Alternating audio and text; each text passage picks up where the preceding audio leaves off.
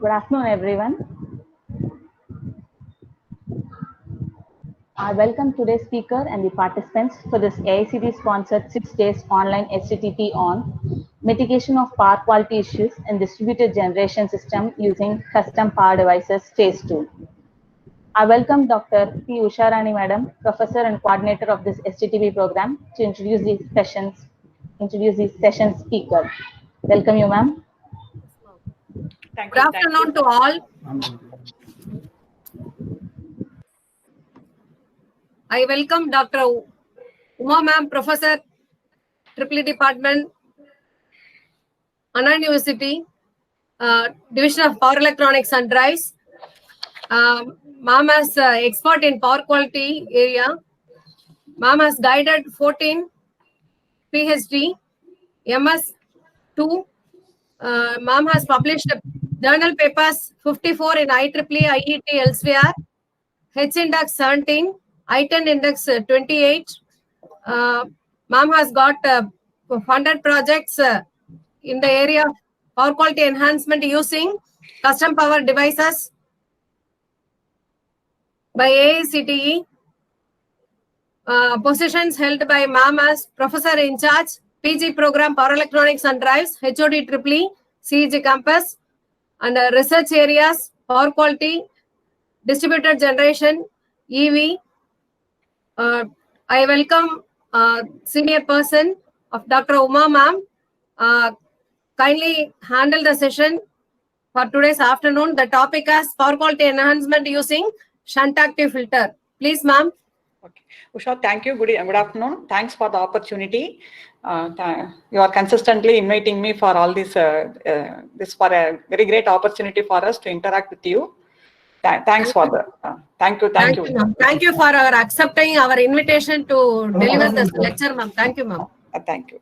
I also thank the college authorities for permitting you to invite us. Thank you. Okay. So good afternoon to all the participants. So today afternoon, I am going to talk about shunt active filters. It's about the design of how to mitigate current harmonics in a distributed generation environment. Okay. Before going into the fundamentals of shunt active filters, let us analyze how to, what are the various power components, how to extract the currents so that compensation can be achieved. So in order to, before the prerequisites, before entering into the harmonic mitigation, we'll see. Then first I'll be doing about the analysis of single phase systems, analysis of three phase systems. Then slowly we'll go into the second part. I'll be doing teaching about the mitigation of current harmonics using shunt active filters. Okay, first part, harmonics. Harmonics is a major problem created due to the use of nonlinear loads. So what is a linear load and what is a nonlinear load? If you connect any gadget into the power supply or utility side, the utility voltage will be sinusoidal in nature, and it is our responsibility, whatever the gadget we are plugging into the utility, it should draw sinusoidal current. If any gadget that is put into the utility, if it draws non-sinusoidal current, then there is a power quality issue. Okay, so when the drawal of the current, if it is non-sinusoidal, it will have, but it will be periodic in nature. So any non-sinusoidal current, periodic in nature, we can very easily apply the mathematical tool Fourier series, and you can, when you apply the Fourier series to these waveforms, you can segregate the fundamental component and the different harmonic components. Okay, how? Let us see. Depending upon the harmonic, normally the utility voltage will be sinusoidal in nature, but the load will have different harmonic components. When we have a situation like that, in the distributed environment, the major issue, the major concern is about the power. Not visible, ma'am. Is it audible? I'm audible, ma'am, but PPT screen is not visible, ma'am. PPT I have not yet kept. Okay, ma'am. Okay, thank you. Okay. Okay. I'm just giving an introduction, then I will give the. Okay. So it is only the content which is responsible for active power transfer, how to separate the power producing component and how to the other non-power producing component from the current signal. That is the core basis of the shunt active filter. Okay, so before going into that, let us learn about some fundamentals about the different components of the single phase systems. Okay, let us say normally under non-sinusoidal conditions, or when the load becomes a nonlinear, or when we have a combination of linear and nonlinear loads, the different cases that can arise in a single phase system are: the very first case, case 1, both supply voltage and the load being sinusoid, load current, meaning which supply is sinusoid, the gadget whatever we are plugging, it is also a linear load. So that is a very, very known case. So we have done this analysis for years together about this case. When the voltage and the current are sinusoids, the power is directly VI cos phi. The capital P power is VI cos phi. That's what I have taken. So second case, voltage is sinusoid, but current will be sinusoid, but it may be lagging or leading. I have taken a case for lagging, but there is a constant phase difference between the supply voltage and current. This also we have studied. These are undergraduate studies we have done. These both. It's a very, very known case. Case 3, voltage is sinusoid, but current is non-sinusoid. So this is the third is a very practical case that we have to address. And case 4, both voltage and current are distorted. It's where voltage also has harmonics, current also has harmonics. This is the worst case condition. Okay. Let us see what is the case 1. Let us assume case 1. You need not take, it is available in almost all the textbooks. It is for the sake of understanding I have written and brought. If we take voltage as VA equal to root 2 sin omega t, I as root 2 I sin omega t, see both voltage is sinus and current are sinusoid. They have only one frequency, the fundamental frequency F. That's all. Okay. Let us you form the instantaneous power P of t. This is lower case, not capital P. Okay. Form the product of VA into IA. Product of VA into IA. So on rearranging this trigonometric terms, you can end up in getting P of t equal to VA minus V cos 2 omega t. Okay, we are multiplying voltage and current. We are ending. It is 2 cos VA minus V cos 2 omega t. So if you look into the P of t component, it has a DC component, a time independent component, and a 2 omega t term component. The first one is a time independent component. The second one is a 2 omega t term component. So this average component, this is the active power transferred from the source to the load. This is your active power, VA. Okay. This V is the RMS of the supply voltage, RMS of the supply load current. So this VA, when the voltage and the current are in phase, the power is VA cos phi, phi equal to 0, therefore VA. Therefore, this DC component is the active power transferred from the source to the load. But during this active power transfer, instantaneous, you have to understand the difference between lowercase p and the capital P. The capital P is the averaged power. The averaged power is this one. The averaged power is this one. This is averaged over one supply cycle, 1 by T integral 0 to T P of T dt. This is 20 millisecond. On averaging the power over 20 millisecond, the integration of by this time over 20 millisecond, cos 2 omega t will have 2 cycles. The average value of cos 2 omega t will be 0. Therefore, leaving only the VI component, the time independent component. After averaging, you will get the time independent component VI. Okay. The average power, this is the averaged power. This is the capital P, which is this VI has the unit of watt. This VI has the unit of watts. Whereas if you look into the instantaneous power, VI, it has a watt component and an oscillatory component. This is the watt component and this is the oscillatory component. This watt component is responsible for the power transfer or for doing the useful work. Whereas this is an oscillatory component. So this oscillatory component we don't want to transfer to the load. Even though its average is 0, instantaneously it will be present. Instantaneously, it will be present. On an average, it is 0, but instantaneously, it will be present. So for this case, the power factor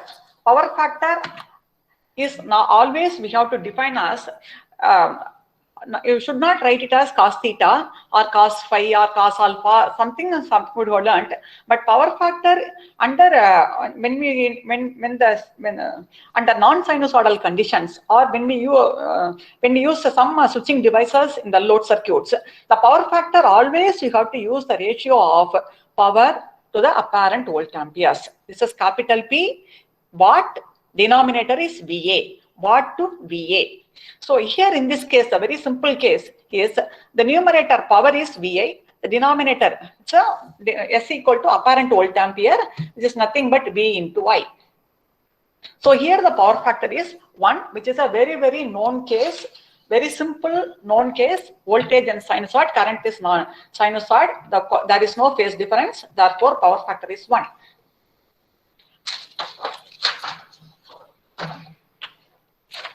Okay, let us take case 2. Voltage is sinusoid, current is lagging the voltage by 5 degrees. Therefore, the same procedure if you follow, VA of t into IA of t. On rearranging, that's only a trigonometric arrangement. That's all. I sin omega t, nothing more. It all are mathematical calculations only. Nothing related to electrical engineering here. Okay. So voltage is represented as a sinusoidal signal. Current is represented as a sinusoidal signal. Current lags the voltage by 5 degrees. You form the instantaneous power P of t. So okay, we are just multiplying. Instant to instant we are multiplying. So it is meddling with the trigonometric terms. Okay. So VA into, you will be getting 2 sin A sin B. Apply 2 sin A sin B equal to cos of A minus B minus cos of A plus B. If you apply the trigonometric formula, you will get VA into cos phi minus cos of 2 omega t minus phi. Like in the previous case, am I fast? Shall I go a little bit slow? Ma'am, working, ma'am. Okay. Okay. Okay, ma'am. Okay.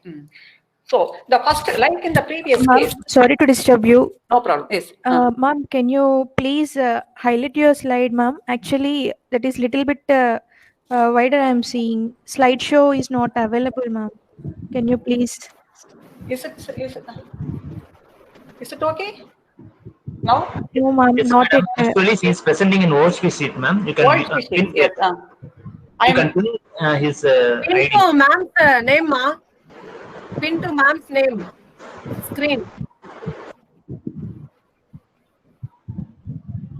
People list that will be the Uma Govindarajan's madam's Uma screen. Govindarajan, yes, You can just pin it. You can view the OHP slide. Ma'am, try to pin the Ravindran ma'am. sir, is it visible for yours? Yes, sir. Yes, ma'am, it is visible, ma'am. Okay. If we pin, it is we are able to see it, ma'am. Okay. Okay. Shall I announce it once again? Participants, please pin Uma madam's screen so that it will be visible for you. Thank you, ma'am. Okay. Thank you. Fine. Okay. Okay. That's case 2. Case 2. It is VA of t into IA of t. Like in the case 1, we have the first, on rearranging the trigonometric terms, we have again a first component, the time independent component for a given phase angle, cos 30, phi 30, 45, something, or 60, something like that. The first term is a time independent component. Again, we have cos 2 omega t term, like in the previous case. Okay. On averaging the power, the same procedure if you apply, on averaging, you will end up in getting VA cos phi. Okay, so the average power, the power transferred over 20 milliseconds, over one cycle from source to the load is VA cos phi. But in the instantaneous power, we have average power and oscillatory power. Okay, we have average power and oscillatory power. So that's what here, all these things as electrical engineers, you all know about these things. But the interpretation is P of t equal to VA cos phi minus VA cos, on rearranging once again cos A minus B, we have the another term called cos of 2 omega t term and sin 2 omega t term. Okay. This one cos A minus B is cos A cos B sin A sin B. That alone we have segregated. So this is VA cos phi. The first term is a time independent term. It's average power. We have the instantaneous active power. The another one is called the instantaneous reactive power. Another one is the instantaneous reactive power. So power factor is P equal to P by S. The numerator is a watt component. The denominator is the wattless component, or denominator is the VA. Total volt ampere. Here in this case, it emerges out to be VA cos phi divided by VA is cos phi. This is also a known case to everyone.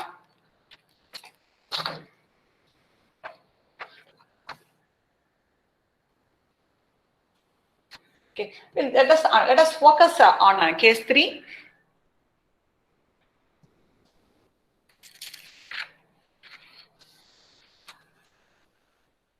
Case 3, VA of t equal to root 2V sin omega t, whereas IA of t is root 2 IN into sin of n omega t minus phi n. Okay, the load whatever we have connected is a nonlinear load, but it is periodic in nature. Any periodic signal can be expressed using Fourier series. So the Fourier, you all know about that. If we look into the AC signals, any AC signal will have above the average value, you will have equal positive area and equal negative area. Any AC signal. Okay, all the signals characterized by equal positive and negative area, they will not have any even harmonics. Okay, 99% of the AC signals, they will not have any even harmonics. That's why, for the sake of further, the Fourier series is expressed as, the Fourier series is A0 by 2 plus sigma n running from 1 to infinity. Okay, it includes all the harmonics 1 to infinity. But when you apply the Fourier series for our AC signals, only odd harmonics will be present. N will appear only for, N will assume only odd values. Therefore, I am just taking a very simple representation, sigma n equal to odd, root 2 IN into sin of n omega t minus phi n. The nonlinear load, the current drawn by the nonlinear load is mathematically represented like this. Okay, again the same procedure, form P of T to VA into IA. Now we have, since it is a summation, we have many terms. Expand the sum, multiply and form the different product terms. Okay, so after the analysis, what it is observed is, we have the first term, which is the V1 I1 cos phi 1, VI1, it's V, we have only V, VI cos phi 1, like that. This is the, you understand the green portion, except the green portion, the remaining terms, all the terms, they will have sin omega t multiplied with sin 3 omega t, sin omega t, like that. All the terms, they will not have any sin omega t multiplied by sin 3 omega t. For example, if you apply the sin A sin B formula, you will get A plus B. The harmonic frequencies are sin of A plus minus sin of the sum and difference in frequencies. So some frequency is 4 omega t, difference in frequency will be 2 omega t. Okay, further if you consider any product term, they will have the sum and difference in frequencies. Those terms will not contribute for the average component. So they all, when you integrate sin omega t over one cycle, it is 0. When you integrate sin 2 omega t, it is 0. Cos 2 omega t is 0. So except the DC component, except the first term, when you integrate all the terms over the one supply cycle, they all will become 0. Therefore, the first term alone will emerge as the active power, which is a watt component. We have different types of powers, active power, apparent power, reactive volt amperes, distortion volt ampere. Many different notations are representations for representations of the powers are available, but out of which they are all represented only for understanding. But the one which is responsible for power transfer is VI1 cos phi 1, the DC component. In this, the time independent component is responsible for the power transfer. So this is the capital P, but in the instantaneous power can be expressed as P average of T, PA of T, P active of T, P reactive of T, and P non-useful. They do not take part in the energy conversion. See, this is P of T. This is P of T. In P of T is formed by the product of voltage into current, just by the multiplication of voltage into current. That's all. So out in this product, the one which is doing the useful work is only this, but we all have different unwanted components in the power. So out of these unwanted components, this is useful work. Therefore, the unwanted components present in the instantaneous powers, or the unwanted components, the unwanted frequency components present in the current, they are responsible for the deterioration of the power factor. Okay, let us take an example for that. It's a very known example. A single phase diode bridge thyristor SCR controlled converter, full bridge converter feeding a constant in highly inductive load. Let us assume we have a current, the current drawn by the source. Voltage is, let us assume voltage is sinusoid.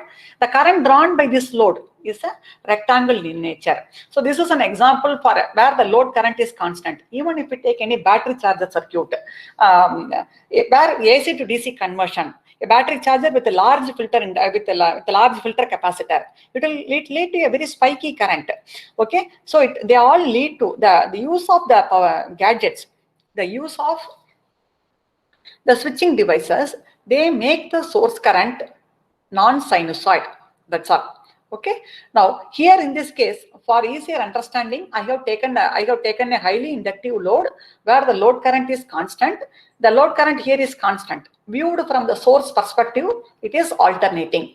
So it has equal positive area, equal negative area. So this is a rectangle or a square type of current or rectangular type of current seen in the source side.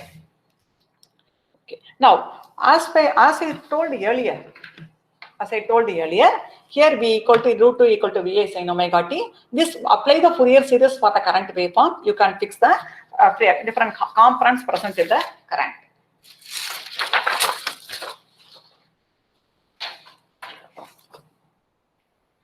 Okay, let us apply the Fourier series. That's what I have shown. That I have applied the Fourier series for both the cases.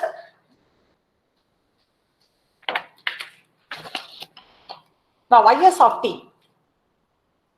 After fixing this, the Is of t, after applying the Fourier series, the source current can be fixed as sigma n equal to odd 4 I0 by n pi into sin of n omega t minus n pi by 6. I have taken pi equal to pi by 6 as an example. Okay. The fundamental current, when you substitute n equal to 1, it is 4 I0 by pi into sin of omega t, where and all n is present. Sin I0 is 4 omega t minus pi by 6. 4 I0 by pi represents the peak of the fundamental. And the RMS current is, it represents a total RMS current. So it is this I, capital I, represents the total RMS current. So by definition, you take the waveform, whatever I have shown, the waveform of that is 1 by t integral 0 to t I0 square of t dt.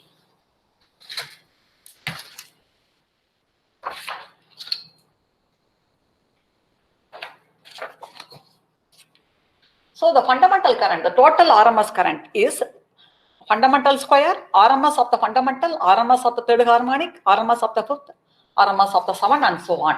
So normally any practical signal, any realistic, all practical periodic signals, the harmonic amplitude will decrease as the harmonic number increases.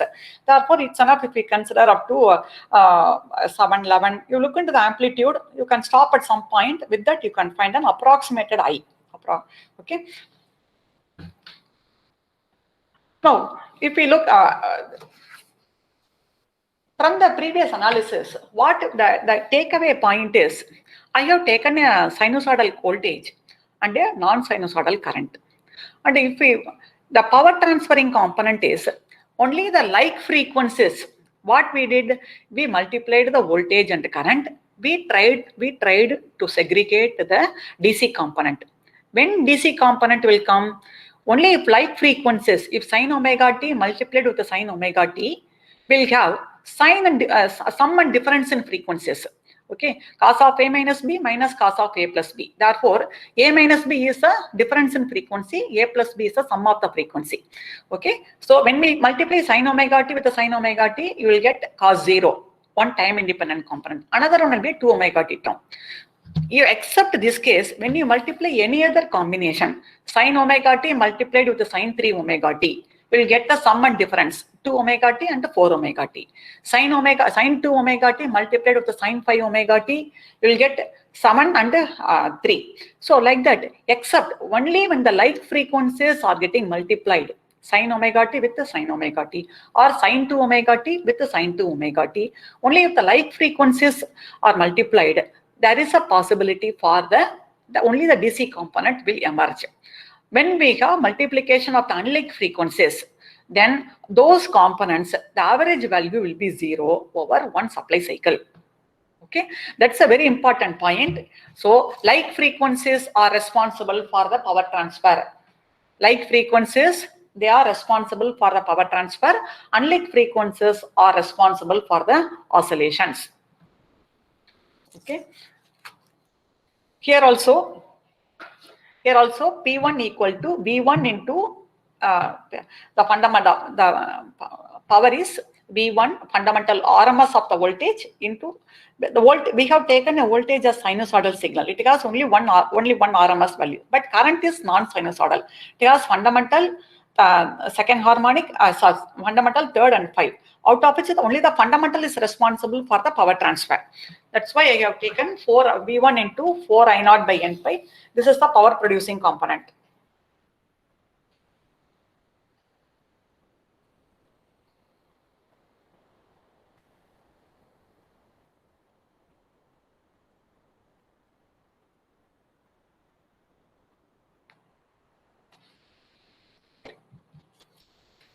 So fundamental component power cannot interact with other component, so harmonic power is 0. Power factor is an indication of the net power transferred. So power factor under this case is P by S, which is 4 by root pi into cos 30. So cos 30 is also the power factor under non-sinusoidal. When the current becomes non-sinusoidal, it is a distortion factor into the displacement factor. So it has to be understood in that way.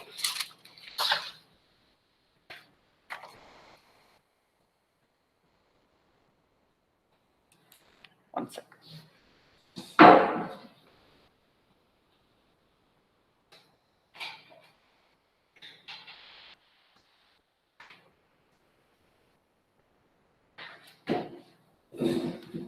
Okay, now we'll go to the fourth case where we have VI of t equal to a DC component and a sinusoidal term, and IA of t has a DC component, where both voltage and current are non-sinusoidal. Here also, if you look into the component, we have a DC power and non-useful power, and different interaction of the unlike frequency terms will occur. That's what to illustrate that I have taken this example.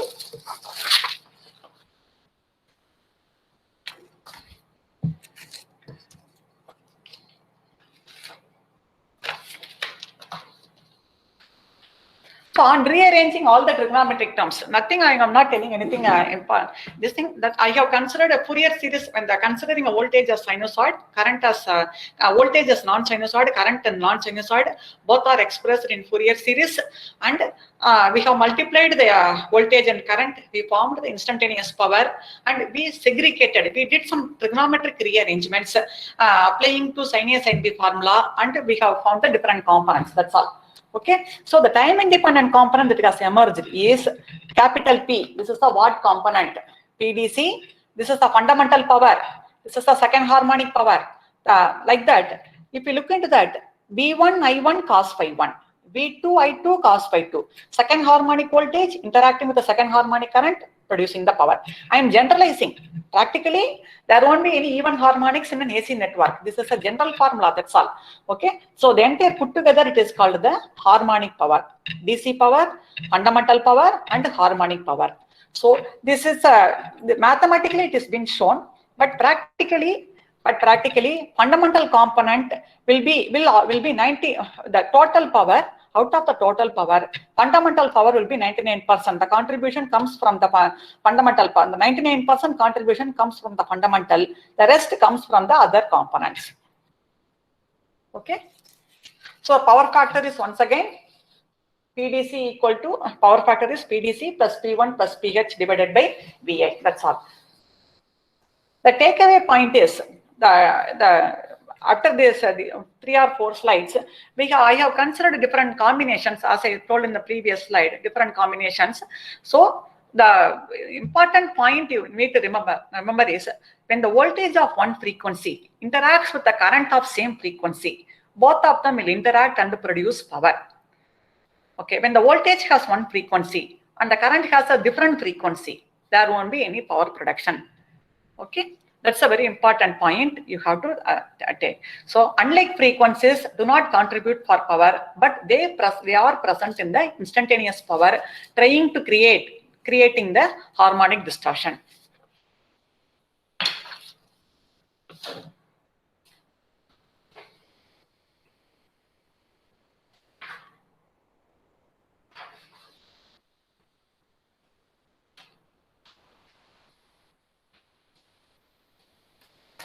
Okay. Let me summarize a table where we have apparent power is S into VI, fundamental power is S1, V1 into I1, and we also have the non-fundamental power SH into VH into IH.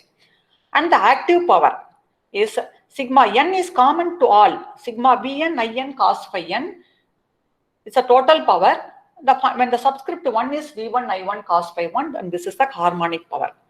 There are other terms, non-active power, line utilization. Line utilization is P by S. This is the total power factor. This is the true power factor. This is the fundamental power factor. Okay, ratio cosine of the phase difference between fundamental voltage into fundamental current, or fundamental power factor. This is the true power factor. True power factor will always be less than the fundamental power factor. Okay, but we have to monitor about that. We have to be very careful. We have to design filters only to improve the true power factor. Okay, now I'll just before moving to the next part, I'll just consolidate. We have analyzed 3 or 4 cases of the single phase systems, and we found the very simple analysis has been carried out. Multiplication of the voltage and current, applying trigonometric terms, we did some rearrangement, and the conclusion whatever we have arrived is power is produced by the like frequency components. Unlike frequencies, they increase the harmonic distortion, increasing the VA rating of the system because if you look into the power factor, the denominator will get increased, but with the when the denominator gets increased, the power factor will come down. Therefore, as far as the industry or in the consumers are concerned, for effective utilization of the power, whatever VA drawn from the source, whatever apparent power drawn from the source, it has to be completely converted into power. The ratio of P by S has to be 1. So it indicates it is an effective line utilization. It indicates the fullest line utilization. So we need to design shunt active filters. We need to design compensators only to improve the true power factor to 1. Okay. Are there any doubts? Any doubts? Okay, I am moving on to the 3-phase systems.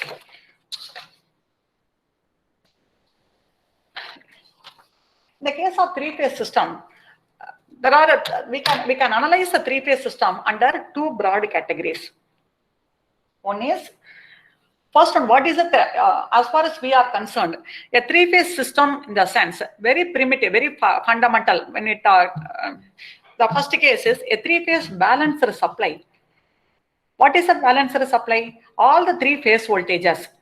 When you take a balancer supply, always this power quality issue or the harmonic issue is a problem in the distribution side. Okay, in the distribution side, we'll get the distribution transformer. The secondary of the distribution transformer will always be in the star connected fashion.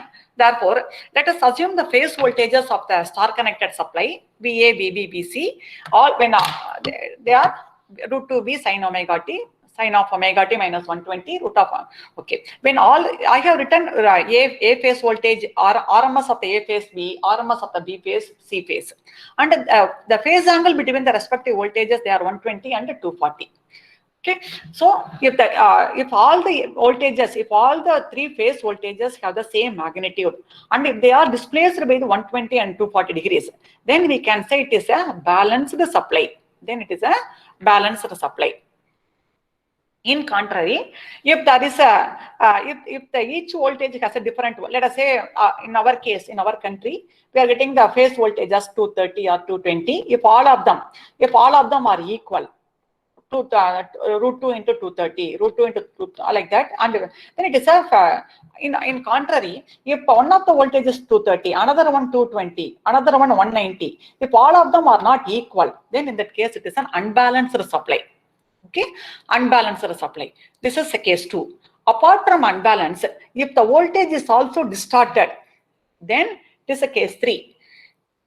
So the voltage, the appearance of the voltage, the nature of the voltage also decides the power quality issue. It also creates additional PQ, power quality issue. Similarly, IA of t, IB of t, IC of t. If you look into the three line currents, all of them are having the equal magnitude. They are displaced by 120. They are displaced by the same phase angle and 120 degree and 240 degrees apart. And here also, if you, all the currents are same. So three-phase balancer supply feeding a balancer load. So directly we know that this is for this case very all are from all the student participants are from the electrical domain. We know that for this case, capital power, capital P is 3VI cos phi. Okay, the 3VI cos phi. That's what I have shown in the previous slide. The next this thing, how it is formed. This is for the sake of understanding how it is formed. You have formed P of T, form the A phase power, VAIA, VBIB, VCC. Form the individual phase powers, add, then find out the DC component. If you find the DC component, it will be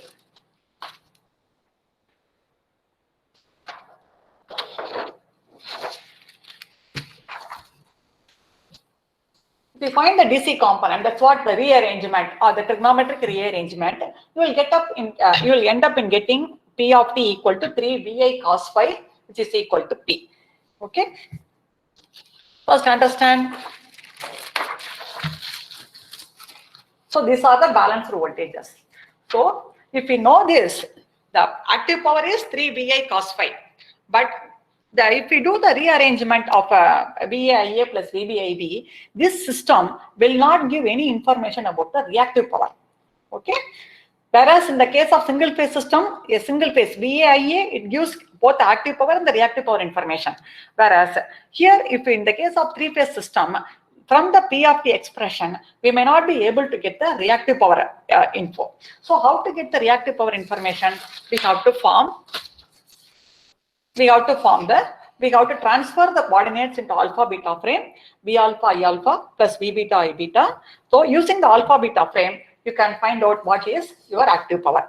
Therefore, real power is transform the voltages into currents into alpha beta, source currents into source voltages into line currents in the alpha beta frame. Using the transformation, you transfer them. Then here in this case, capital P, lowercase p, this lowercase p is V alpha I alpha. So like this.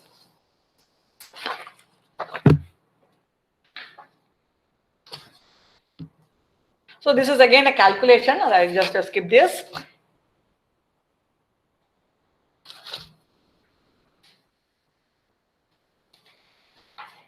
So when you transform the voltages and currents, and if you find the Q of T will be equal to minus 3VI sin phi. Okay, let us not carried away by the equations. Okay, one point I want to concretize at this stage is when you form the instantaneous three-phase power, just A phase instantaneous power plus B phase instantaneous power plus C phase instantaneous power. So that P of T expression will provide only the active power information. Unlike in the case of single phase system where we will get both the information. Here we will get only the active power. So to calculate the reactive power, we are using the alpha beta transformation, transform the voltages and currents into alpha beta frame. So capital V, instantaneous power is V alpha I alpha plus V beta I beta, and Q equal to V alpha I beta minus V beta into I alpha. So again substituting for Q of t, V alpha, then we'll on rearranging the trigonometric terms, we end up in getting Q of t equal to 3 minus 3 Vi sin phi.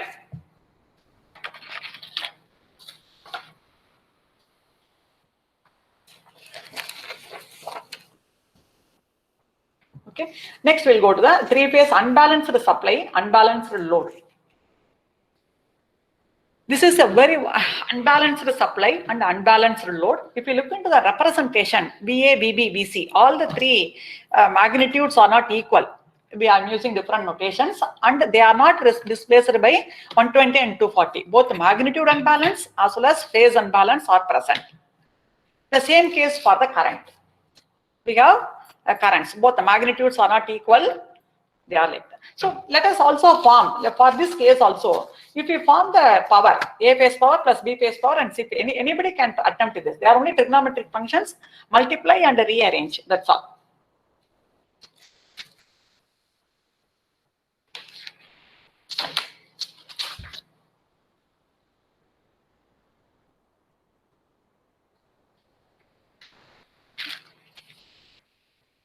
So you will end up in getting P of t equal to P active of t plus P reactive of t. So let us assume by an example, I have taken a very simple VA of t is represented like this, 230, 200, 210, and here the phase angle is 30, and it is like that. I have assumed a different numerical values, and on substituting the different components, you may end up in the DC component and all are 2 omega t terms component. The first term, VIA plus VBIB plus VCIC, VIA plus VBIB plus VCIC, on rearrangement, on substituting and rearranging, then we will get only the first term as a time independent term. The remaining terms are all sin 2 omega t terms. Okay, you may. That's the point. The first time independent component is responsible for the power.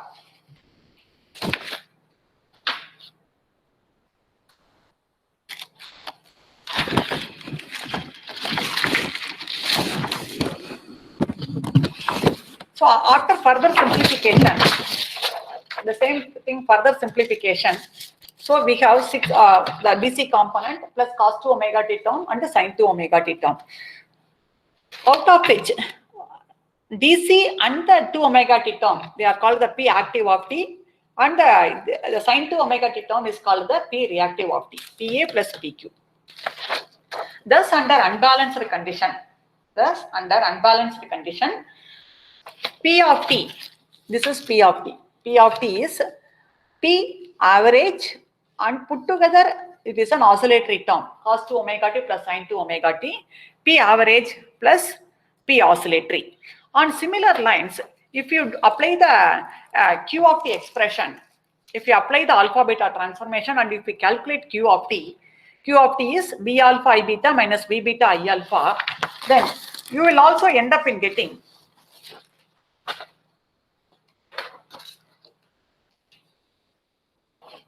it's a very important point that you should understand.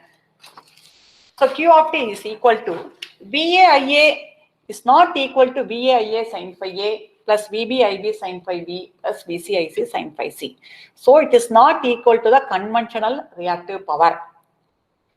Okay. When one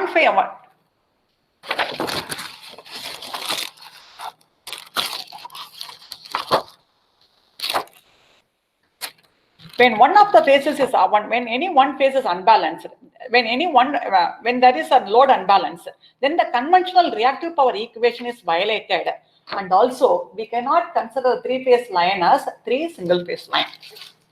Okay. This point is This is a, let me spend some few minutes on this point. We have taken an unbalanced supply and an unbalanced load.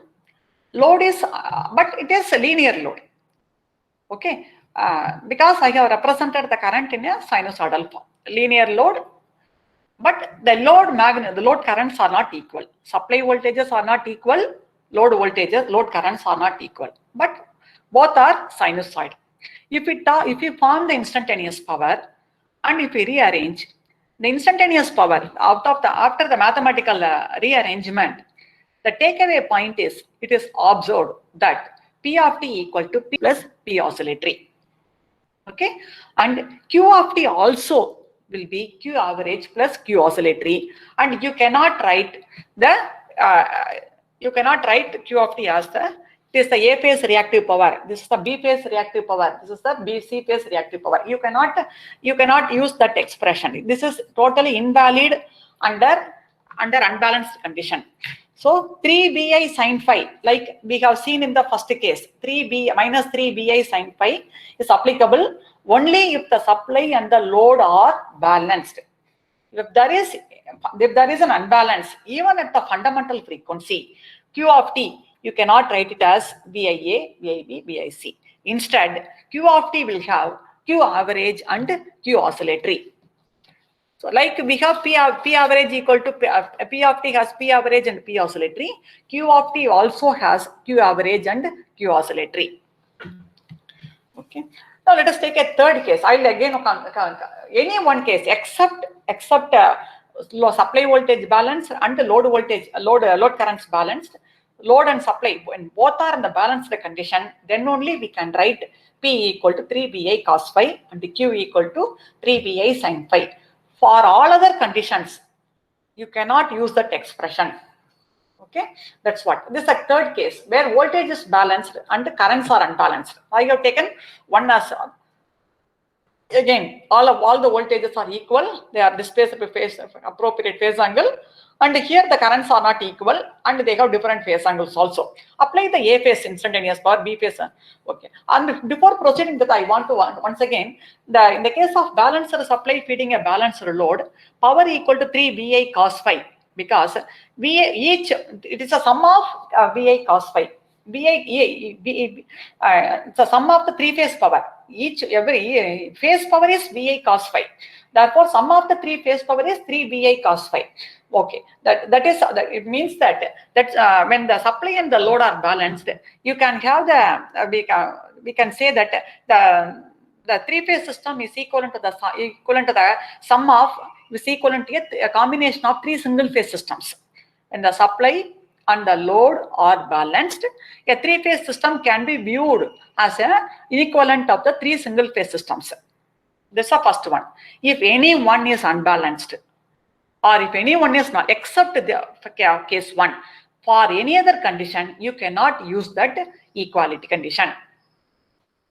Okay, that's what. Here also, this is again a deduction of case 2. Case 3, voltage is balanced, currents are unbalanced. The same like A phase power, B phase power, C phase power. If you calculate like that,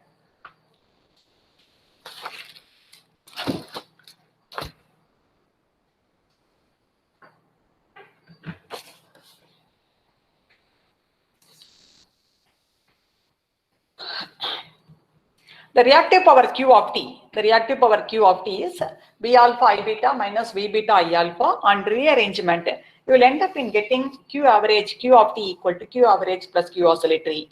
And the final takeaway point, this is very, very important. Let us not bother about the so many equations we have seen. The takeaway point after the analysis is, thus under voltage balance and current unbalanced case, P of t equal to P average plus P oscillatory. Q of t equal to Q average plus Q oscillatory. When both voltage is balanced and the current is also balanced, then these oscillatory terms will not appear in P of t, Q of t. Okay. So when any one is unbalanced, either voltage or current, practically current will be unbalanced rather than voltage. That's why this is a very practical statement. This under voltage is a balanced case and the current is unbalanced case. Then the instantaneous power will have the average power and oscillatory power. Q of t has Q average and Q oscillatory power. Okay, this is a very important point, the takeaway point after all this analysis.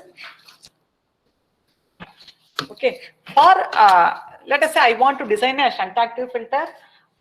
I want to, the design of the objective of the shunt active filter is make the source to see a balanced resistive load. Make the source to see a balanced resistive load. The meaning is that the instantaneous power P of T, the instantaneous power P of T has P out of these four components, the capital P is the watt component. This P average is the watt component. The remaining three terms are wattless components or fictitious components. Okay, they do not contribute for the power transfer or for doing the work. So without, if the supply and the load are connected in this fashion, then all these four components are taken from the source. Therefore, the effective utilization of the source will be deteriorated. And the watt component, the average value of P average, the average value of P oscillatory, Q average and Q oscillatory, everything, all these things, over one cycle it will be 0. Okay, over one cycle it will be 0. Therefore, except P average, all other terms, if you find the average over one cycle, they all will become 0.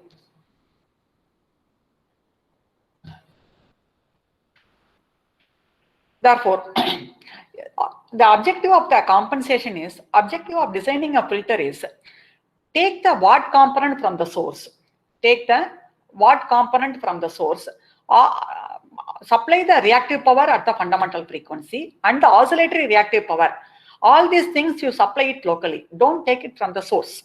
If the source is going to supply only this P component, or if all the other three components are supplied locally to the load. See, the load draws a current in that fashion. One cannot alter the load. Okay, one cannot alter the load VI characteristics. But whatever the load demands, whatever the load desires, out a portion of the load current, the working component of the load current can be taken from the source. That is, P average can be supplied from the source. The other oscillatory components, we can supply it locally. Okay, they are all wattless component. Only the watt component, P average, you take it from the source. The wattless components, you supply it locally. That is the objective of compensation.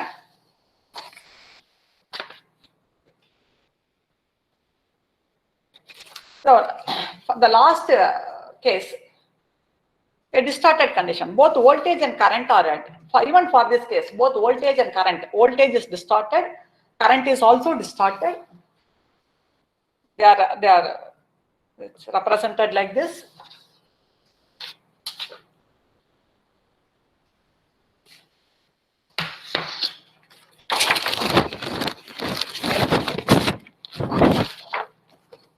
And the current is also distorted. Similarly, if we compute, okay, I'll just come to this.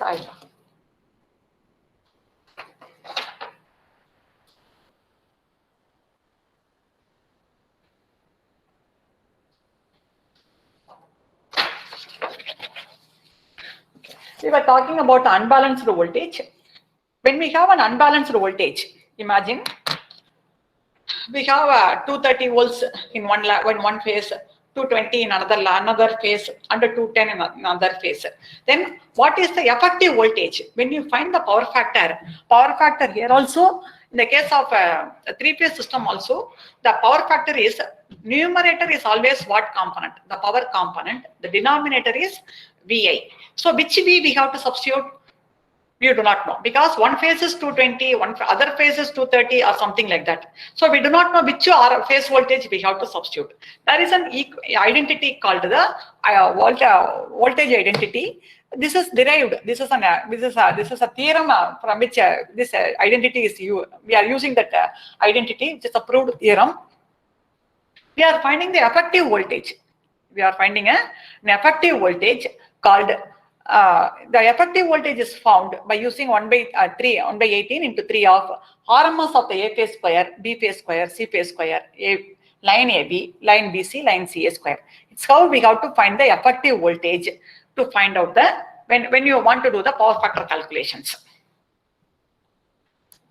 So note, for a three-phase balanced system operating at fundamental frequency, three-phase balanced system operating at the fundamental frequency, no distortion. Line voltage equal to √3 times the phase voltage. But under distorted or under unbalanced conditions, line voltage is not equal to √3 times the phase voltage. For three-phase unbalanced at the fundamental frequency, for three-phase balanced and distorted, for three-phase unbalanced and distorted, except for the balanced case, where line voltage equal to √3 times of phase voltage. For remaining conditions, you cannot apply line voltage is no longer equal to √3 times of phase voltage. And if it's also observed that line voltage will be less than or equal to √3 times the phase voltage.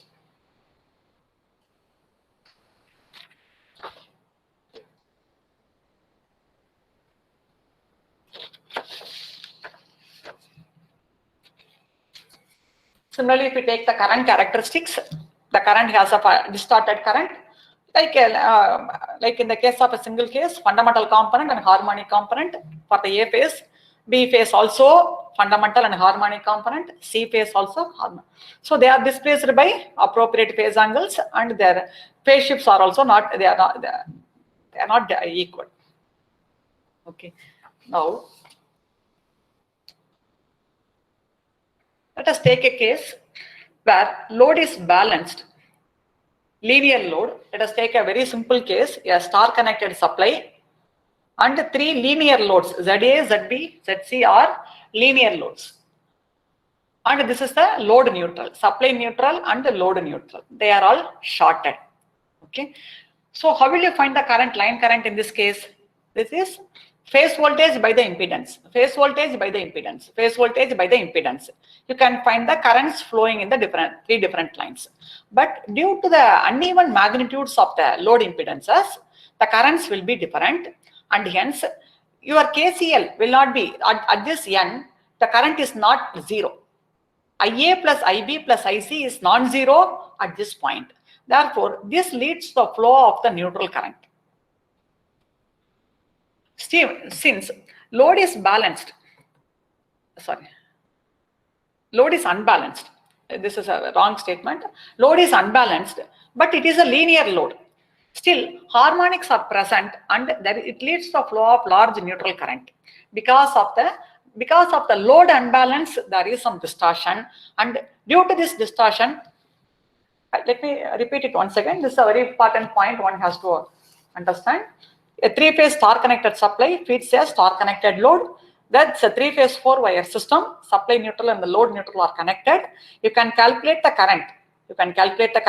Phase voltage by the impedance, phase voltage by the impedance. So when you calculate the sum, IA, phasor sum of the currents, IA plus IA bar plus IB bar plus IC bar at this point, it will be non-zero. So it will lead to the flow of current in this, the neutral current.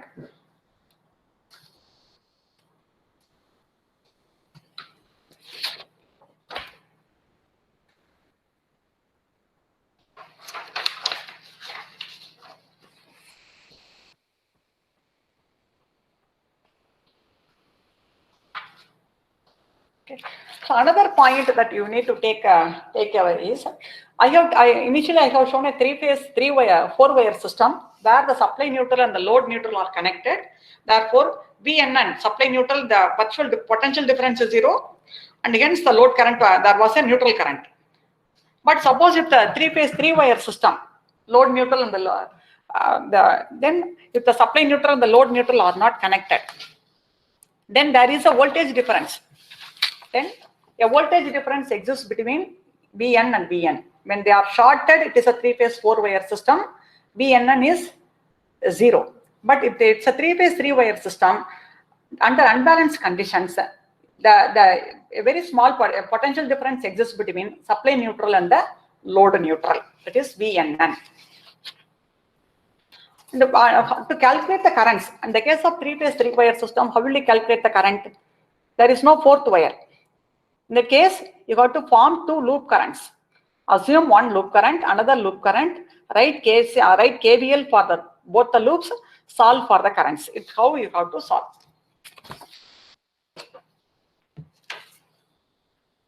Okay.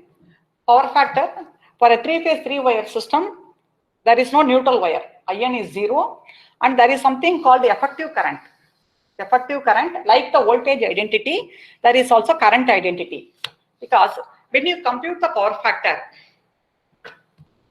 for the power factor, we require the apparent voltamperes.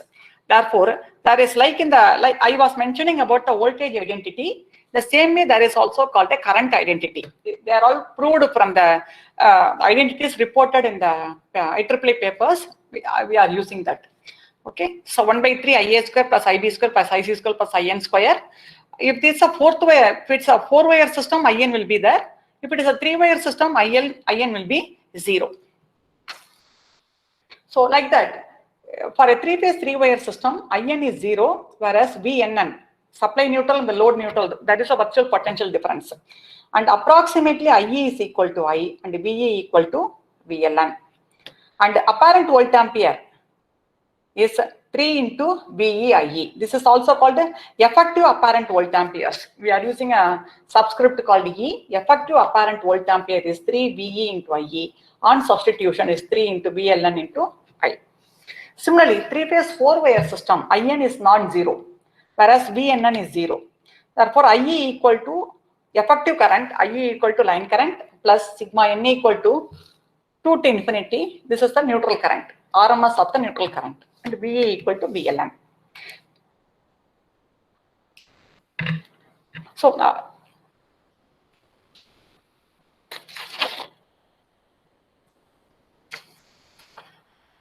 effective voltampere is 3 VE into IE, VLN into I, and the effective voltampere of three-phase three-wire system will be less than or equal to effective voltampere of three-phase four-wire system.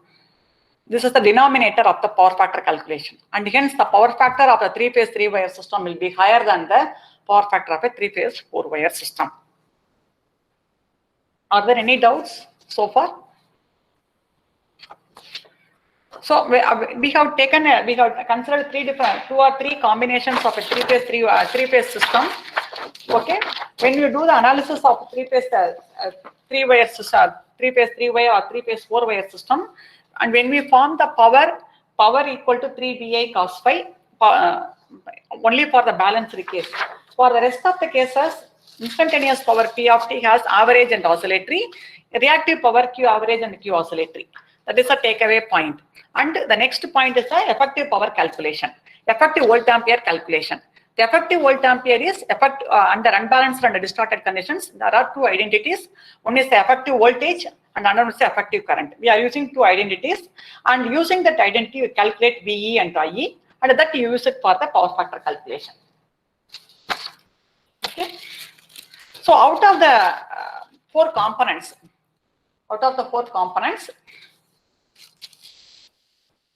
only average power alone we have to take it from the source. The remaining we have to take it from the compensator. Okay. Now let us do the compensation for a single phase system. How it is being achieved for the single phase system. Are there any doubts? I'll give a pause for 5 minutes before proceeding.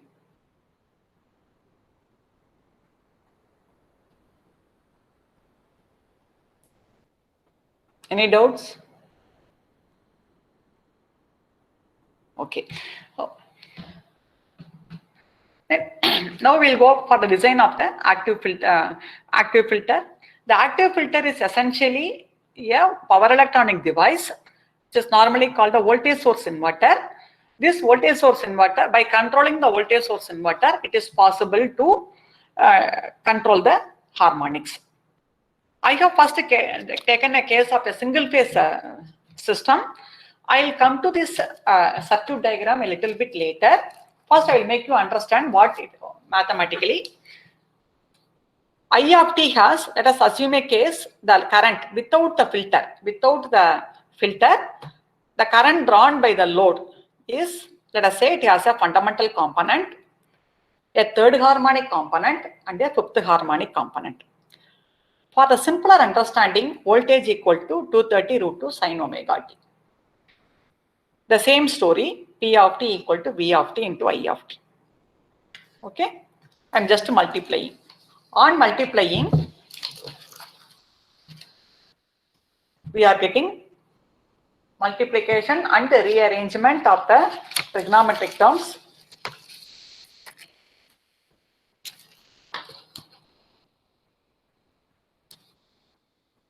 Multiplication and rearrangement of the trigonometric terms. We are getting the first time independent term, root 2 into 230 into half, though the first term. Okay, this is a time independent term. It turns out to be 2300 useful working component. We have two different non-working components, cos 2 omega t and sin 2 omega t.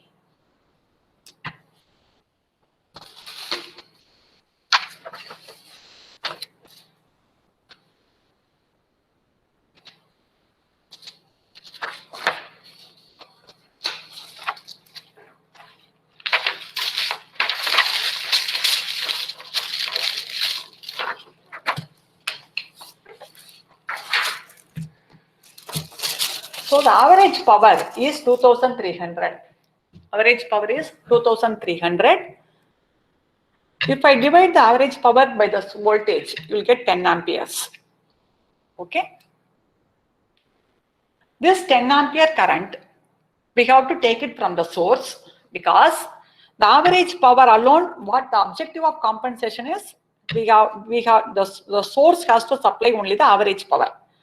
The cos 2 omega t term, the sin 2 omega t terms present in the instantaneous power are to be supplied by the compensator. Okay, so let us find the current, RMS current. Therefore, average power divided by the supply voltage, you will get 10 ampere current. This is RMS current.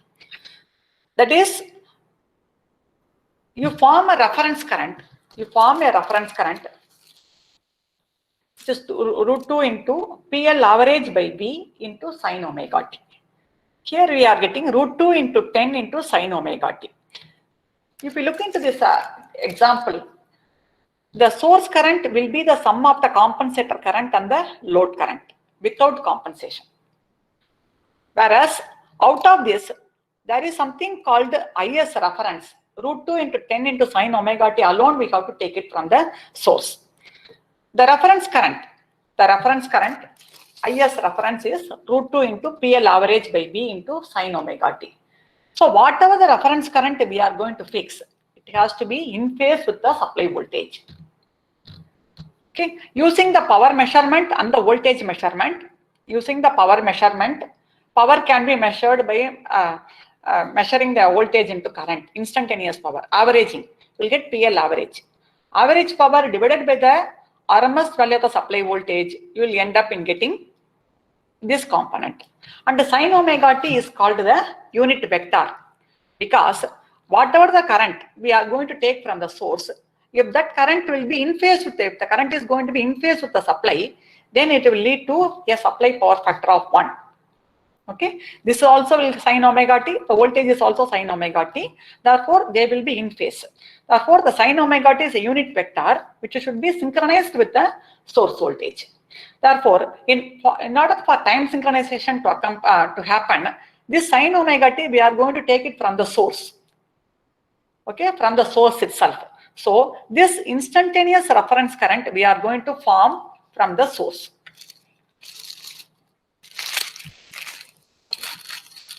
Okay, current should be in phase with the voltage. Sin omega t is a unit vector which should be synchronized with the source voltage, and sin omega t can be obtained by dividing the source voltage Vm sin omega t by Vm. Okay, if the voltage is not sinusoidal, the value of under non-sinusoidal conditions, we can go for some other algorithm. It's only for initially. I just want to make you understand. I am just doing like this. Okay, the core of the the core of the shunt active filter design is how we are going to form the reference current. Okay.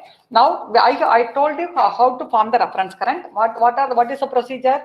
We are measuring the power. We are measuring the power. Power divided by the supply voltage.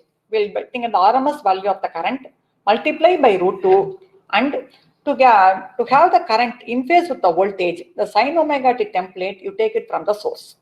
So we are forming the reference current. This is done external to the inverter. We have not come to the inverter and all. Okay, this is only a calculation we have done external to the inverter. Now let us come to this topology. Just you remember as it is. First I will tell you what is this. This is a single phase voltage source inverter. This is an objective of compensation for a single phase system. So this is a single phase voltage source inverter. It has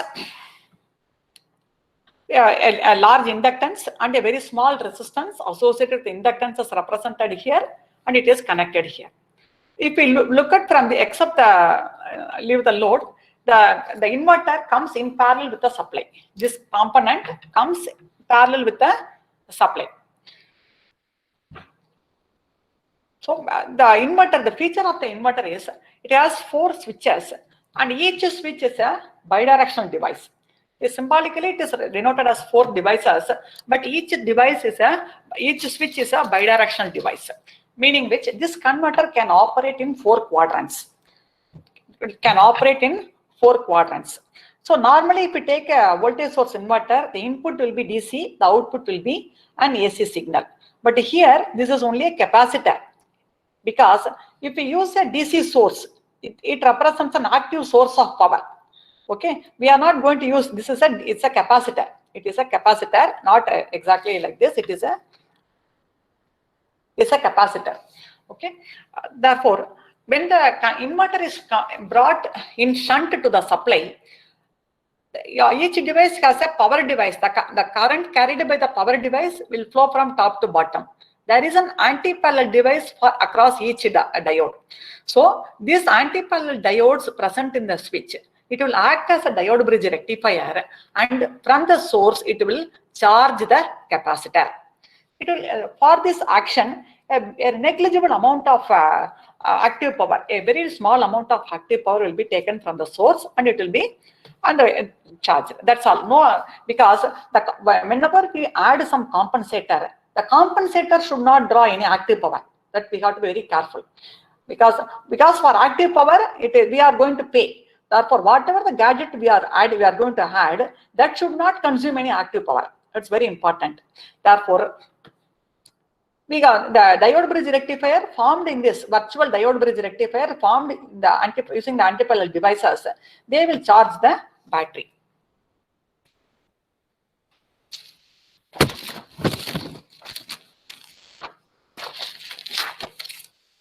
Okay. This is the arrangement. So, but what voltage? A diode bridge rectifier, a full bridge diode bridge rectifier, the average output voltage of the diode bridge rectifier is 2 Vm by pi. A single phase diode bridge rectifier driven by a source of Vm sin omega t, the average output voltage is 2 Vm by pi. Therefore, the capacitor will get charged to a voltage greater than 2 Vm by pi. Why I am telling greater than 2 Vm by pi? The presence of inductor here, this will make the inverter viewed from this side, it is a boost rectifier. So this is an AC side, this is a DC side. So if we are going to visualize this as an AC to DC rectifier with an input inductor, it is a boost rectifier. Therefore, the capacitor will get charged to a voltage greater than 2 Vm by pi. Okay. So the presence of inductor in the input side, it improves the output voltage. Whereas if the same inductor, if it is present in the output of the rectifier, it will be a voltage reduction. Therefore, inductor plays a vital role in learning while learning power electronics. Okay. This component, the presence of input inductor AC inductor. If you visualize the power flow for charging the capacitor, it is a boost rectifier. Therefore, the capacitor will get charged to a voltage greater than 2 Vm by pi. Okay. So the inverter or the voltage source inverter, we can realize using a IGBT. You can use either voltage source inverter or current source inverter, but VSIs are preferred than CSIs because due to the economical considerations. They are cheap and there are no maintenance issues. Whereas CSIs are rugged, but the establishment of the current source, CSIs is a current source inverter. Instead of a voltage source, you can form a current source by having a large inductor. But even though they are rugged, there is a probability of open circuit. Protection circuits are very much essential because there is an open circuit in the inductor, large, heavy DABDT will occur and it may spoil the systems. But it is rugged. Therefore, but since VSIs are economical, cost effective, people prefer, or manufacturers prefer VSIs than CSIs. Okay. No inverter is realized using IGBTs. All this active compensation is possible only by using the insulated gate bipolar transistors. And here we have no external sources connected across the inverter, only capacitor, only a capacitor, no active source. When the switches are not gated, the circuit, that's what I have explained. The circuit, there is an inbuilt diode bridge rectifier. Each device is a bidirectional device. There is an bidirectional device and they will charge the capacitor. Okay. Then, hope you understand this. How to control the inverter?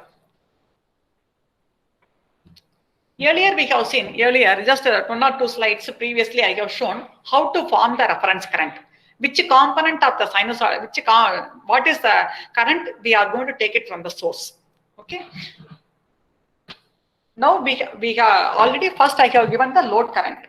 Initially I have given the load current. I will come back to you once again. This is the load current. This is the load current without compensation, out of which the fundamental component alone we have to take it from the source. Can you follow? The fundamental component we are going to take it from the source because that is responsible for the power. And there is no phase shift also here in this case.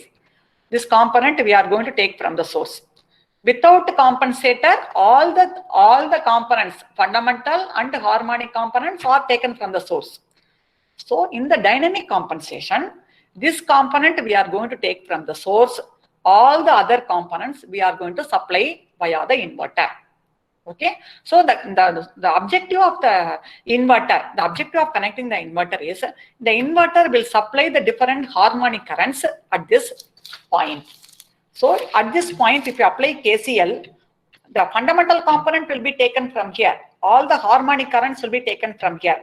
And the total load current will remain the same. This is the KCL. 1, 2, 3. 1 will be taken from the source. 2, 3, etc. will be supplied by the inverter. Therefore, the load, as far as the load is concerned, the load current pattern will not change. But which component, from where we have to take the different components, that is the objective of the compensation.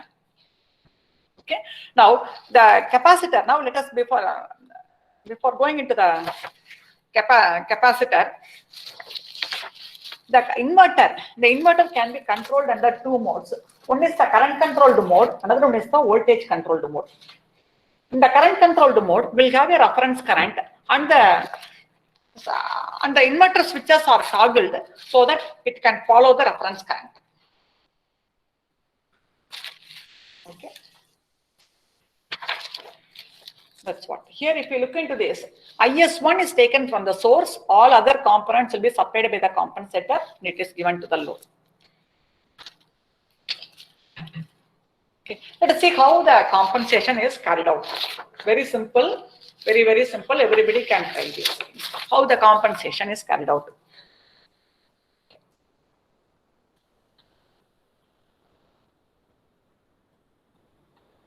Measure the source voltage. Measure the source voltage. I'll explain.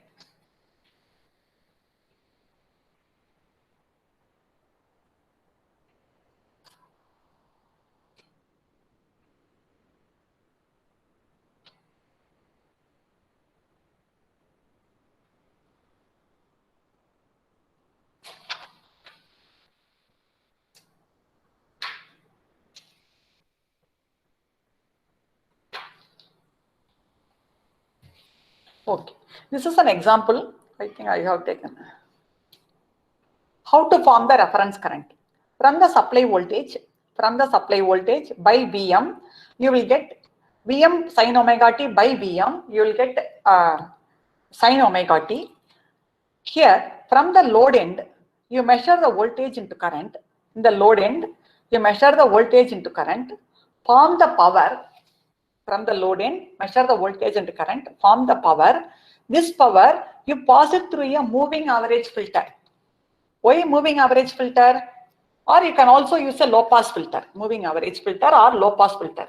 The moving average filter will detect any variations in one half cycle. Suppose if the load changes, the reference current, if there is a load change, the load change should bring the change in the amplitude of the current immediately. Therefore, we are using a moving average filter. Measure the load voltage into load current, form the power, pass it through a moving average filter, and multiply by √2, you will end up in getting, and if you form this product, you will end up in getting √2 10 sin omega t. So how we are going to extract the fundamental component. So initially I told the current as a mathematical component, but now you have connected a source and the load. You have connected a source and the load. How to extract the fundamental component? For that, measure the voltage, current, pass it through a moving average filter, multiply by √2, and divided by the supply voltage. This known magnitude, and you will get up in getting a reference current.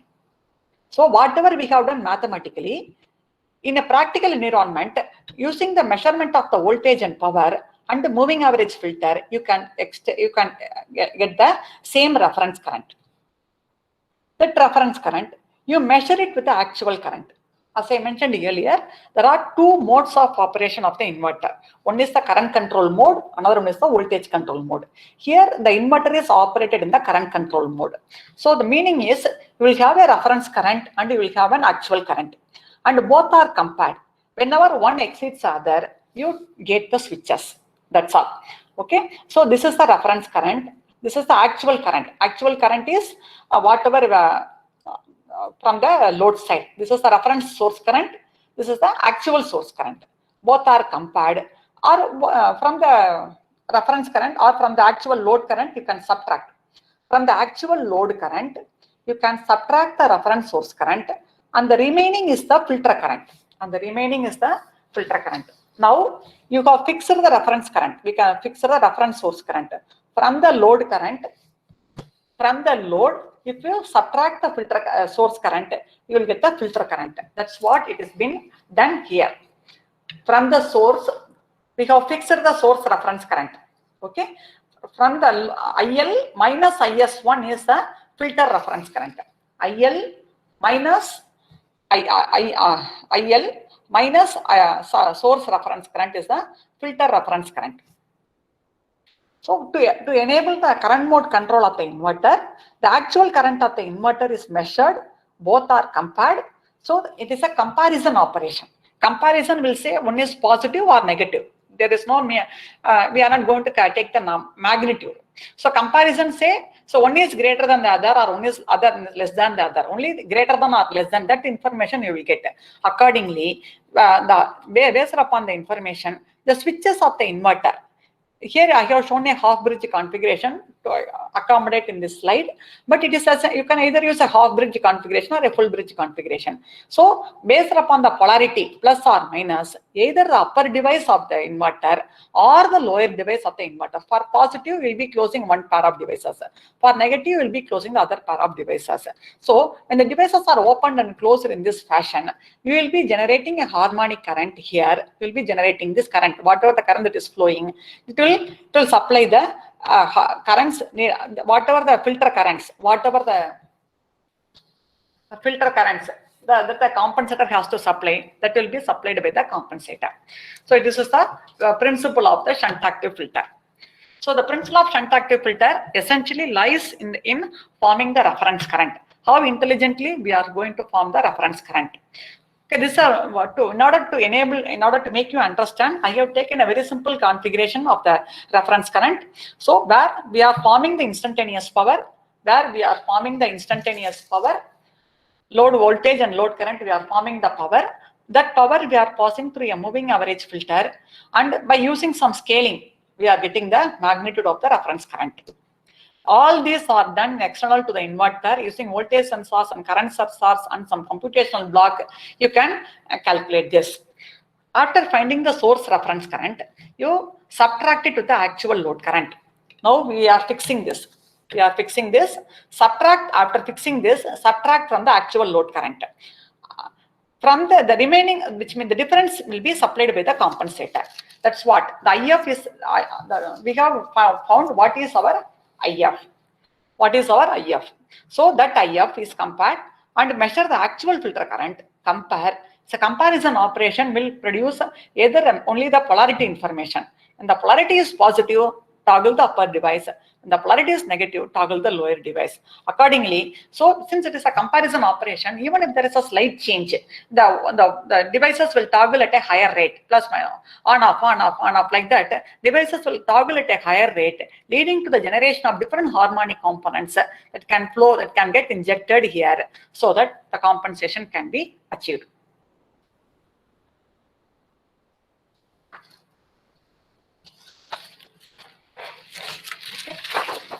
This is how the inverter works. So it will get circulated like this.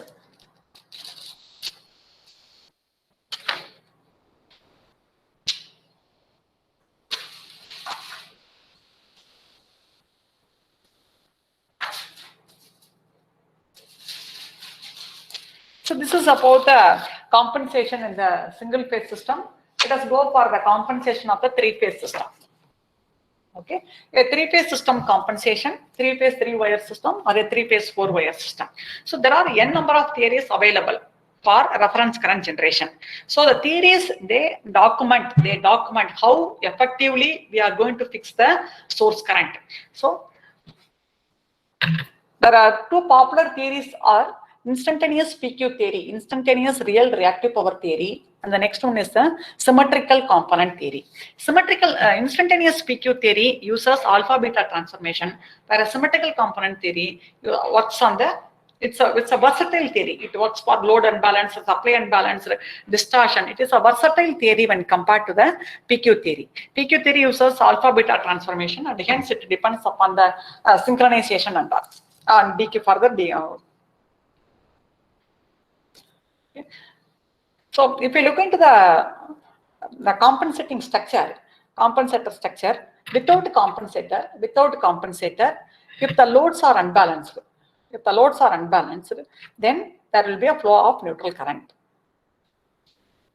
Now, objective of compensation, again, like in the case of a single phase, here we are going to inject the currents in the individual phases. They may be different. So earlier we injected current in one line for a single phase. Like that, now here we are going to inject current in three different lines with the objective that all the three currents leaving the supply, they will be equal in magnitude and they will be in phase with the corresponding phase voltages. Okay. So the objective of the three-phase compensation is the three currents leaving the supply, they will be equal in all the three line currents will be equal in magnitude and they will be in phase with the corresponding source voltages. So whatever the harmonic components demanded by the load, it will be supplied by the corresponding filters. Therefore, this from the source perspective, the source voltages are sinusoidal. The currents leaving the source voltages are also made sinusoidal and in phase with the voltage. Therefore, from the source perspective, here, from the source perspective, voltage and current are in phase, they are equal in magnitude, and hence we can apply the case 3bi cos phi for the source, for the cause. So therefore, from the source perspective, the combined system is a compensated system. So this is called load compensation. The load is compensated with something. The load is compensated. Whenever we say load is something called current. It is not a resistance or inductance, something. So load, what is the loading of the system? 10% loading, 10% of the rated current I am drawing, 50% of the loading, like that. When I say loading is always referring to the current. When I say load compensation, So whatever the load, existing load, we are adding some other currents so that the load is compensated. And the source will see the compensated system as a balanced load.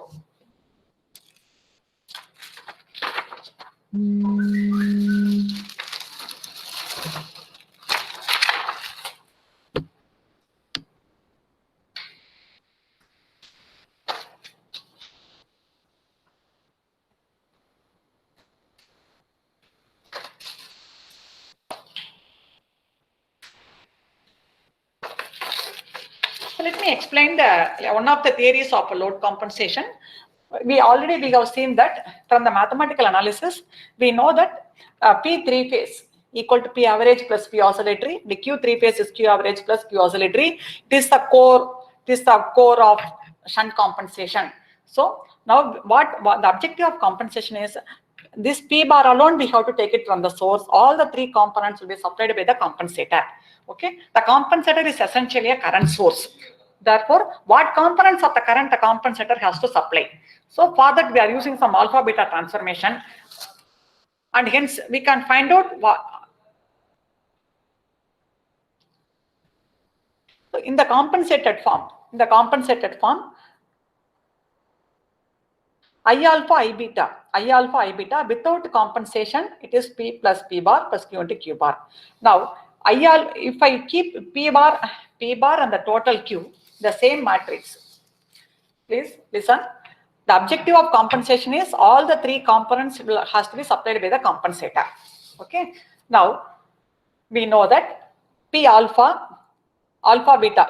Let's use the transform domain, because instantaneous PQ theory uses alpha beta transform. I am using the alpha beta transformation. Therefore, I alpha I beta, we can write P alpha beta equal to V alpha I alpha plus V beta I beta. Q alpha beta equal to V alpha I beta minus V beta I alpha. You can put it in the matrix form like this. That's all. Nothing. Already these equations I have told earlier. I have just represented in the matrix form. Now that P alpha beta, instantaneous three phase power is P average plus P oscillatory. Q three phase is Q average plus Q oscillatory. That's what I have substituted here. Now, because the compensator is a current. So which current it has to supply? The compensator has to supply the current proportional to P average and the total Q. So I am just going to have P oscillatory and the total Q, and this will form the filter currents in the alpha beta frame. This will form. I am leaving P average.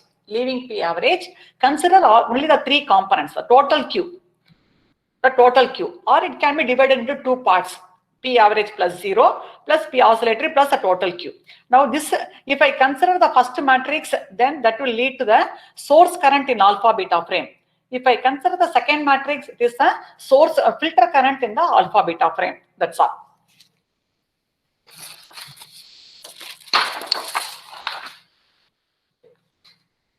Am I going fast? Any doubt? Any doubt? Hello. No, ma'am.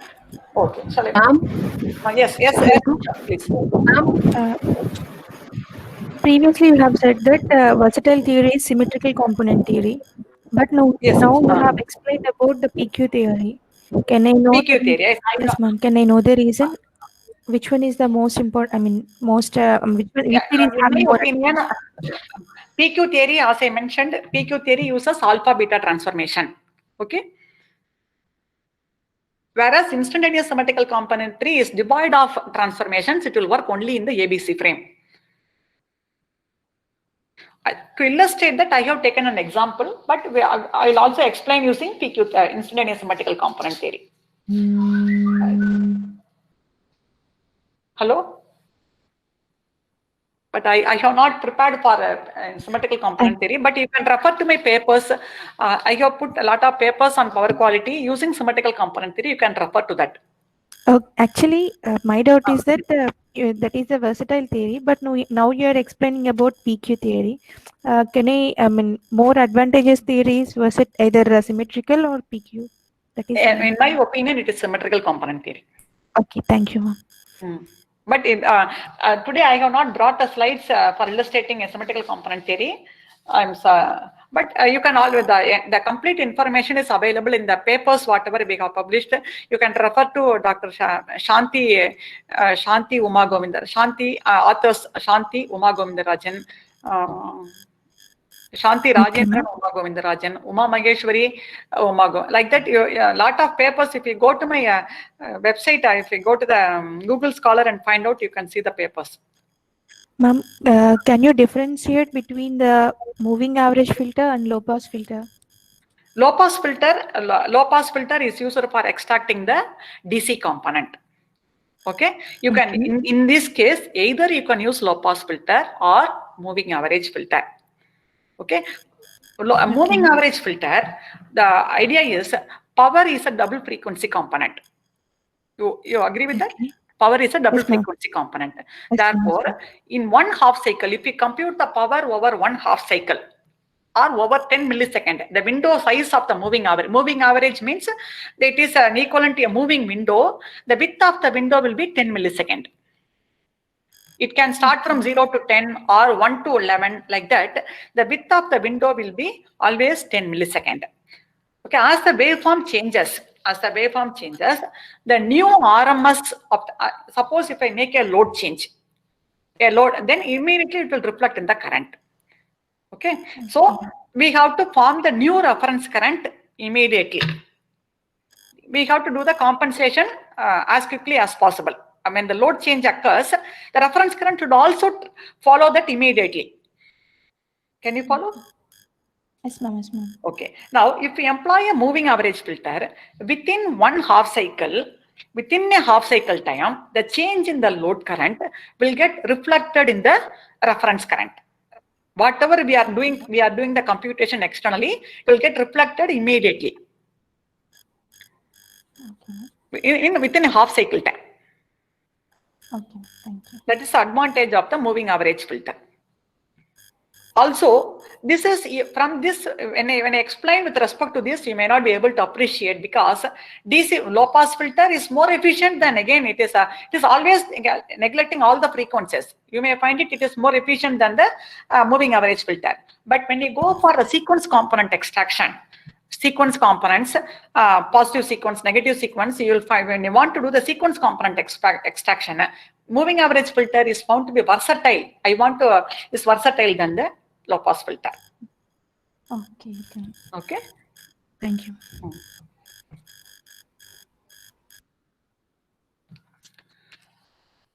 The PQ theory, I have mentioned about two theories in my lecture, alpha beta, the PQ theory and the instantaneous symmetrical component theory. Many are like that. Many authors have proposed n number of theories. All the theories substantiate how the reference currents are generated. They will have different algorithms, that's all. For the sake of understanding, I have mentioned about two. Okay, there are numerous theories available in the literature. You can segregate and understand, but the essence is how effectively, how concretely they are evolving with the reference current. How are they proving? How the author proves whether whatever the algorithm they are using, it exactly reflects the reference current. That is very important. Okay.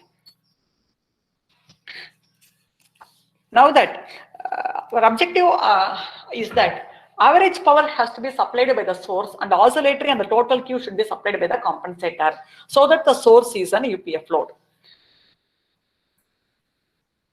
Okay, the same I alpha, I beta, I'm dividing into two components because it is a sum of PR, it's a sum of P average and this code I am rewriting into two parts. One is the I alpha, I beta involving P average and 0. If I compute this matrix, it refers to a reference source current. If I compute using P oscillator, it refers to a reference filter current. So, okay. Now that if you look into the matrix practically, you have to measure, leave alone the mathematical part. While doing the implementation, you have to measure the source voltages, use sensors in the 3 lines, or you can also use 2 sensors and the third one you can extract because VA plus VB plus VC equal to 0. 2 voltages you measure, derive the third voltage by VC equal to minus of VA plus VB, like that we can do. Okay, so measure, you have to use voltage sensors, measure the instantaneous voltages, transform using alpha beta frame and find out V alpha. All this matrix is in terms of transformed alpha beta. In the case of symmetrical component theory, they will be in the ABC frame. That's all.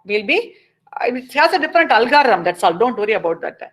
It has a different algorithm. The voltages, instead of alpha beta, we'll have IA, IB, IC. All the it's a 3x3 matrix, and the voltage information will be in the ABC frame. That's all.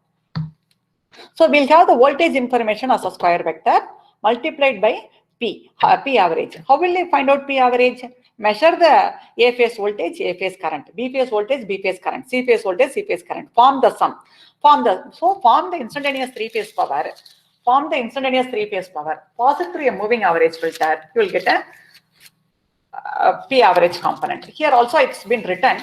Power has a double frequency component. So the sample at half. So the sampling is done at half of the supply cycle time. The other filters introduce a phase lag between input and the output. Therefore, moving average filters also do not introduce any phase lag. So within half cycle, any change in P of T will be reflected in the output of the moving average filter. That is the beauty of this moving average filter. Now that we have you can calculate the source current. We have I alpha, I beta. Using this, you can fix the source reference current. After this, use the inverse alpha beta transformation, and you can go to ABC. And you can go to ABC frame. So you will get the reference source currents.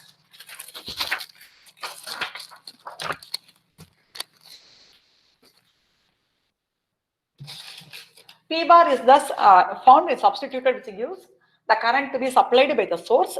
Inverse transformation of that will give the reference currents in the ABC frame, and similarly inverse currents of the other component will give the reference filter currents.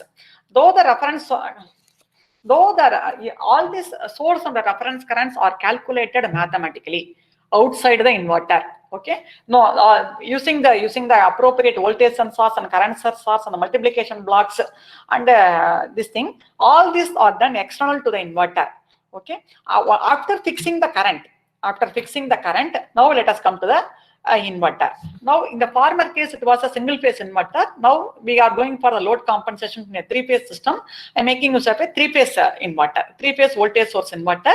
Again, the same whatever the explanations I gave, that it is also applicable here.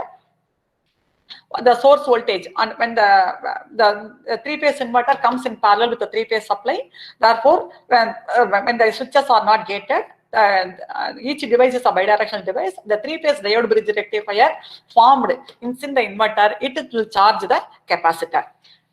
The capacitor will get charged to greater than 3 Vm by pi, where Vm is the peak of the line voltage. 3 Vm by pi here. Okay. Now the remaining are computational blocks. I have given measure the voltage and currents, or the it's a computational block using analog computational analog op-amp based circuits, or some digital environment. You see, measure the voltages, digitize, take into a microprocessor or something. You do the computation either in the analog domain or in the digital domain. Form it through a low pass filter. All these theories already I told, and you form the reference currents. From the once the source reference currents is formed, you can form the reference filter currents. Okay, measure the reference filter currents for the individual phases can be found. Measure with the actual current, compare, and you can toggle the devices. This comparison is done using a very simple arrangement. Is the hysteresis controller. So measure IF equal to IL minus IS. Now that it's a hysteresis band, you can introduce a band. Hysteresis controller is used to limit the switching frequency. The tolerance band is this is the hysteresis band. The tolerance can be 25% of the load current. This limits the switching to limit the switch. Otherwise, the di by dt will be large. To limit the switching frequency, we are using a hysteresis band, and also the inductor present in the input of the on the AC side of the inverter, it will also limit the di by dt. Okay. The compensator used is operated in the current controlled mode.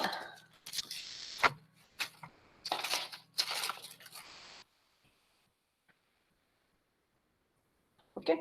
So we have also used a capacitor. For the sake of understanding, I have not gone for the capacitor voltage control, but practically the oscillatory power, the instantaneous oscillatory power will be taken from the capacitor only. But due to the drawal of the instantaneous power from the capacitor, the capacitor voltage will fall. But if the capacitor voltage falls less than supply voltage or less than the peak of the supply voltage, then the control loop will not work effectively. Therefore, it's enough to regulate. It's essential to regulate the capacitor voltage. You can have an outer voltage loop to regulate the capacitor voltage. Unless the capacitor voltage is regulated, this compensation will not be effective. Okay, so the idea of a shunt active filter is how intelligently we are forming the reference current. I have explained using PQ theory. The same way you can also use instantaneous symmetrical component theory. The theory here we are using the transformation ABC to in symmetrical component theory is divide of transformations. You can measure the three-phase voltages, three-phase currents, form the power, the same procedure. That's all. But it is a different algorithm. That's nothing great in that. So it's but it's just divide of transformation. That's the beauty of that algorithm. The same procedure, everything remains the same. The computation of the reference current is by a different technique. That's all. Like that, numerous techniques are available in the literature. So how effectively you can do that, you can extract the positive sequence component, negative sequence, zero sequence. You can also use the sequence component extraction, and you can make the source to supply only the positive sequence component. The filter can supply the negative sequence and the zero sequence.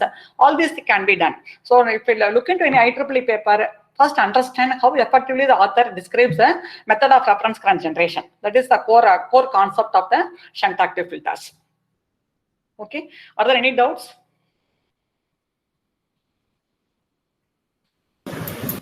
I just stop here. So we have done experimentation. You can the student if some of the staff are interested, they can also use some three-phase inverter. They can experiment in the lab.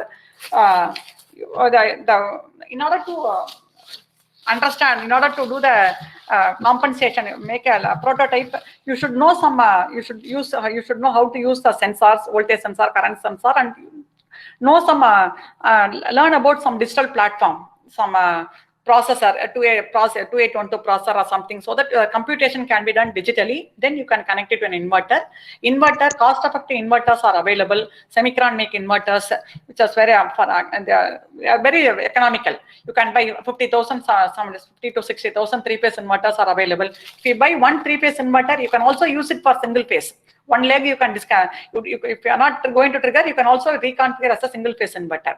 Therefore, you can do some simple experiments and understand how dynamic compensation is carried out. Okay. Ma'am, thank you very much, ma'am, for your basic concept. You have explained very informative session, ma'am. Thank you. We understood so many basic concepts, ma'am. Okay. I request the participants kindly put the questions in the chat box, or you kindly ask. Please interact, students. Ma'am, there is a question posted from Deepan Chakravarti, ma'am. Okay.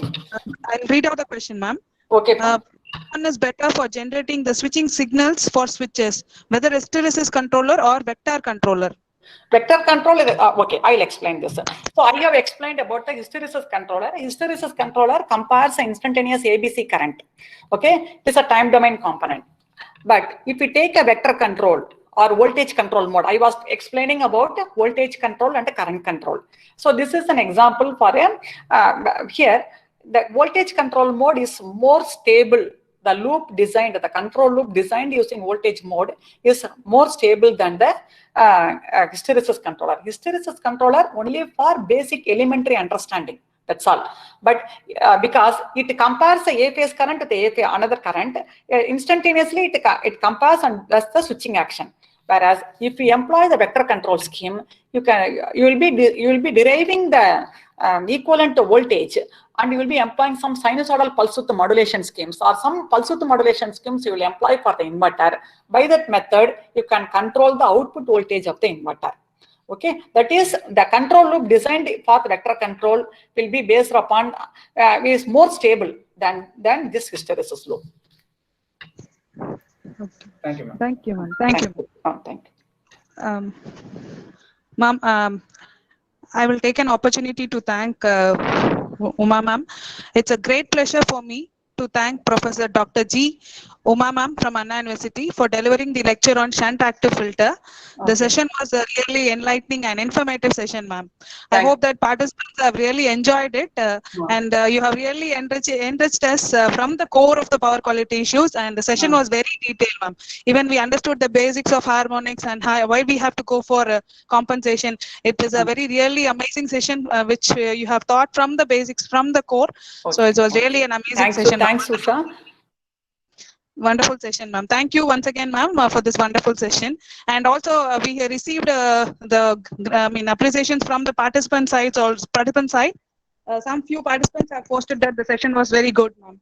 It was there in the chat box. It was really very nice to see these appreciations from the participants, ma'am. Thank you, ma'am. Thank you. Thanks a lot once again, ma'am. Dana, ma'am. Dhalakshmi, kindly post the feedback link in the session chat box. Posted, ma'am. Posted. Okay. Thank you very much, ma'am. Uma, ma'am.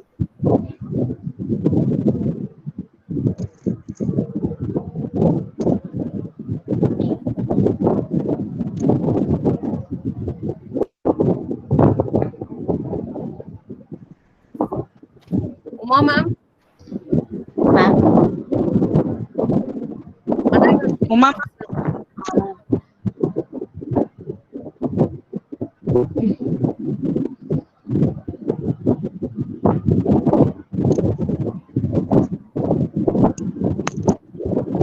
Professor, ma'am. Ma'am, disconnected, it seems, ma'am. Kindly stop recording, ma'am. Uma? Yes, ma'am. Uma, kindly stop recording, ma'am.